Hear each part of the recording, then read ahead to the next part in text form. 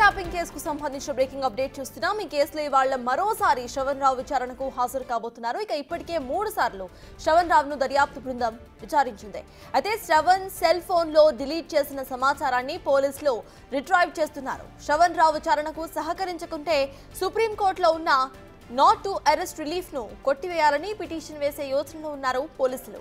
ప్రణీత్ రావుకి శ్రవణ్ రావు ఎవరెవరి cell phone numbers ఇచ్చి tapping చేశాడు అనే దానిపై కూడా డీటెయిల్స్ ను ఆరా తీస్తున్నారు.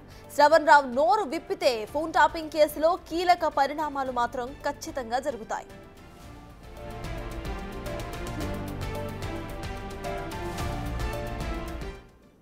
మొత్తానికి మూడోసారి శ్రవణ్ రావును విచారించబోతోంది ఫోన్ ట్యాపింగ్ కేసుకి సంబంధించి. అయితే ఈసారి తన ఫోన్లో ఏ ఇన్ఫర్మేషన్ అయితే ఉందో దాన్ని రిట్రైవ్ చేసే ప్రయత్నం చేస్తున్నారు పోలీసులు.